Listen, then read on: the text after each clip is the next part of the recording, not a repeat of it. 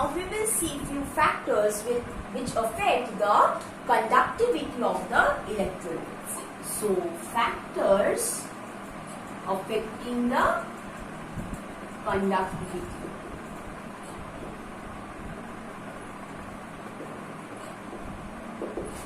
First one is nature of the electrolyte. First one is nature of the electrolyte. Now in case of strong electrolytes are completely dissociated. Strong electrolytes, they are completely dissociated or almost completely dissociated.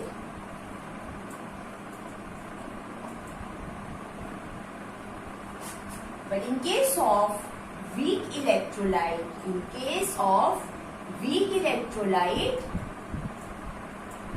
partial dissociation takes place.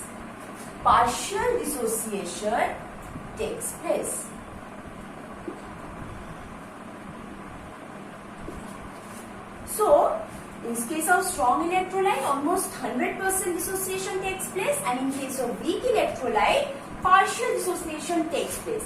Now, the strong electrolytes will produce more number of free ions. It will produce more number of free ions because strong electrolytes like NaOH, it is completely dissociated into N plus and OH minus. So many free ions are present in case of NaOH. So, more free ions.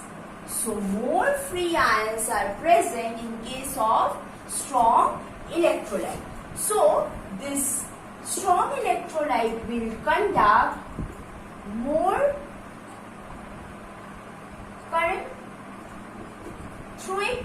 So, it will be a good conductor of electricity. Now, in case of weak electrolyte, there is less number of free ions since it is partially dissociated. It will produce less number of free ions. So it will conduct a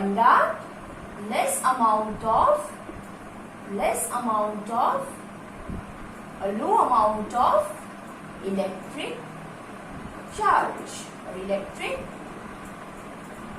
current. So, conductivity of strong electrolyte will be higher than that of weak electrolyte. So, this is how conductivity depends on the nature of the electrolyte. So, strong electrolytes conduct more current, less electrolytes conduct less current. Next, we will see the temperature.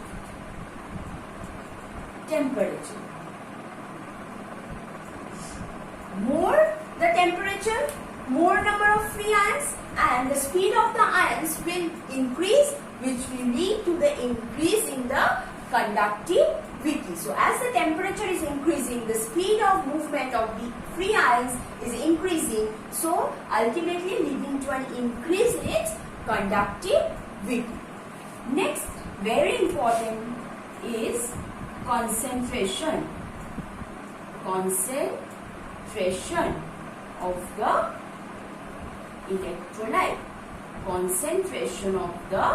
electrolyte. So we will see two cases regarding concentration of electrolyte, that is molar conductivity. We will see the molar conductivity, that is lambda m for strong electrolyte.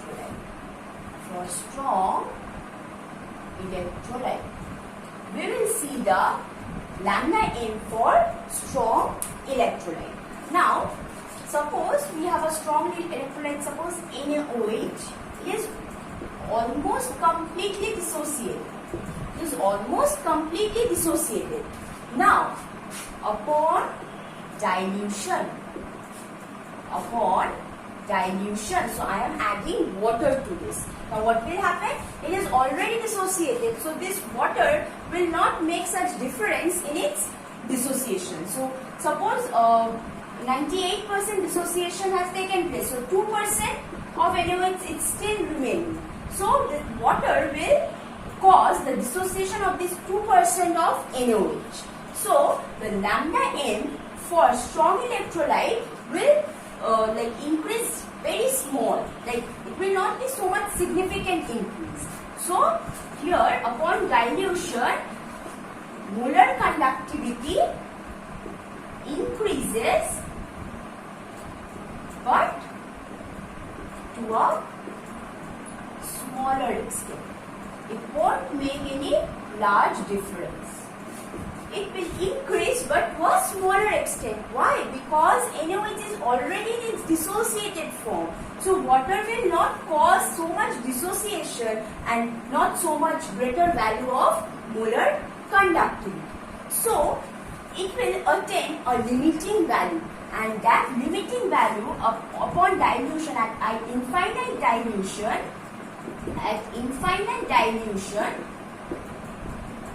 it will attain a limiting value, and that limiting value this is an infinite dilution. This is the symbol for infinite dilution of molar conductivity. And at infinite dilution, this will attain a limiting value, which is given by an equation lambda A minus lambda m naught A into root C. This is called Debye-Huckel-Onsager equation, where lambda n is the molar conductivity at a certain concentration, lambda a naught is equal to the molar conductivity at infinite dilution or when the concentration approaches zero. A is a constant which depends upon the electrolyte, and C is the concentration of the electrolyte. So we see for strong electrolyte, upon dilution and at infinite dilution, that means when the concentration is approaching zero, the value will, or the molar conductivity will attain a limiting value. Now let's see what happens with weak electrolyte.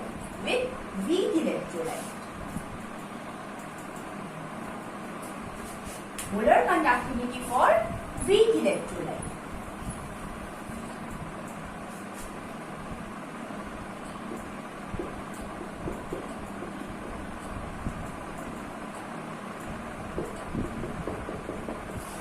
So this is your weak electrolyte. This is acetic acid. So it will not undergo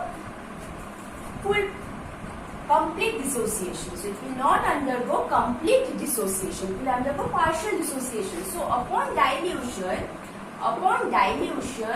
when you are adding water, this water will cause greater ionization of the undissociated molecules. So suppose out of 100% only 20% dissociation took place. So in that case, when we are adding water to this, water will cause the dissociation of the remaining undissociated molecules. So upon dilution, dissociation of, or ionization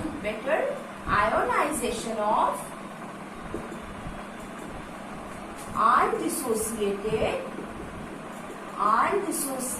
molecules will take place.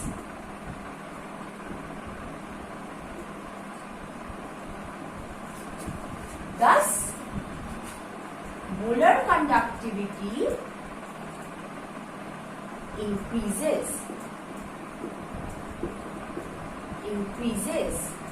to a larger extent or greater extent.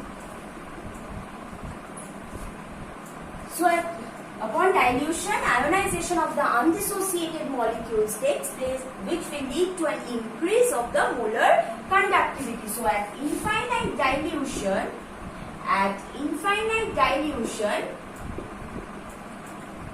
that means when concentration tends to zero, at that time we can write this as this or this. That means molar conductivity at concentration which is approaching 0 or molar conductivity at infinite dilution. At that time, molar conductivity will not attain a limiting value. So it will increase infinitely and we will get a graph like this.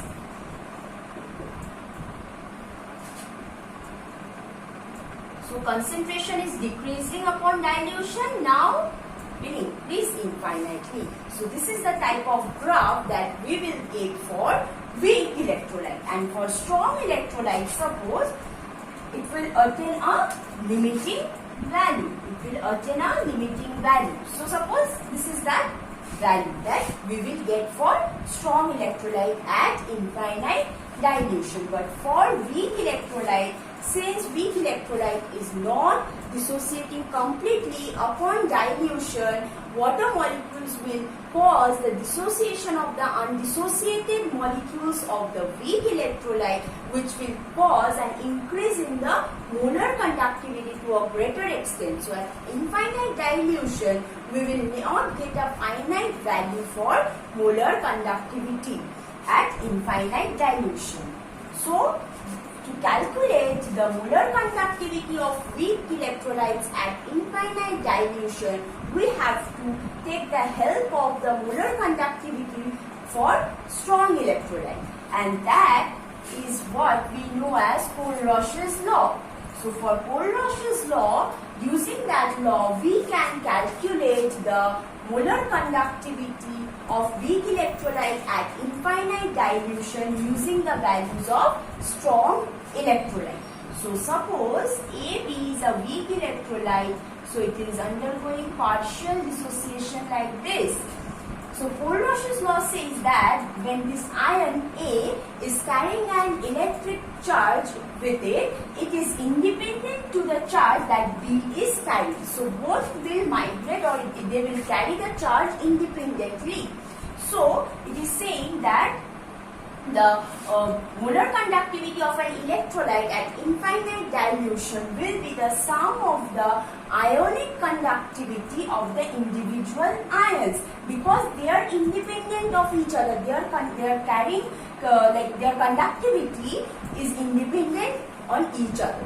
So if I calculate the molar conductivity of weak electrolyte at infinite dilution, it is the sum of the ionic conductivity. Sorry, this will be this. So this is how we can calculate the molar conductivity of weak electrolyte using the ionic conductivity of the individual ions. And if there is any stoichiometry present, suppose gamma plus, so this will come here. Anything. Suppose to make it simpler, if I write A and if I write B, it will become A, it will become B. So the most easier thing is to show you like this. Okay. So suppose for barium chloride, for example, barium chloride,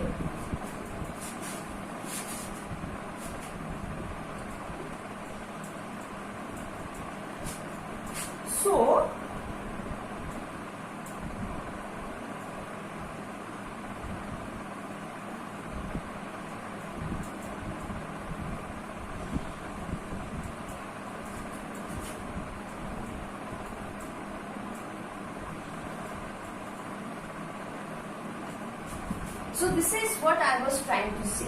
If there is 2, we have to multiply 2 here. So this is how. Now how will I get the values of these? So this I can get using the value of strong electrolyte. Suppose I am taking NaCl and another strong electrolyte of like suppose barium sulfate. So if, and also we have to take sodium sulfate as well. So suppose I am giving an example of how to calculate the molar conductivity of weak electrolyte at infinite dilution. Suppose I want to calculate the molar conductivity of acetic acid. So I won't get that from the graph. So I want to calculate the molar conductivity at infinite dilution for acetic acid. So this will be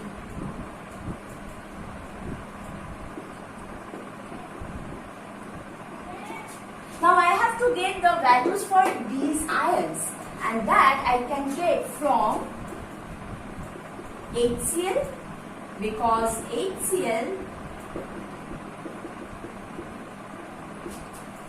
I can get from sodium acetate. I can get from sodium acetate.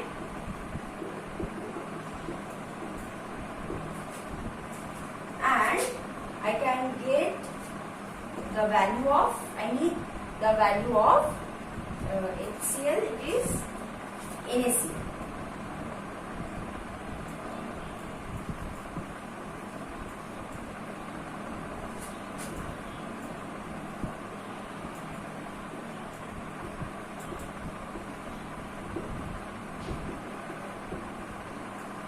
Yes. So now I have to bring this. So this will come. So if I take, this is equation 1, this is equation 2, this is equation 3. So if I add these two equations, and then subtract it from 3. So adding equation 1 and 2. So I am adding equation 1 and equation 2. So I will get, then I have to subtract this. Suppose this is equation 4. Now I have to subtract equation 4 from equation 3. I have to subtract 4 from 3. So now if we add these two, if I add these two, so I will get this two, acetic acid. This is what we need. So I have to add these two, so that we can get the summation of this ionic molar conductivity of H plus ion at infinite dilution and ionic conductivity of acetate ion at infinite dilution. This is the two sum of which will give me the lambda n at infinite dilution for acetic acid. But I am left with this portion. This will give me NaCl. Adding these two will give me NaCl. So what I am doing, I am subtracting this with this value. So this will be nullified. So I will be left with these two only. So this is how I can calculate the molar conductivity for weak electrolyte using Kohlrausch's law.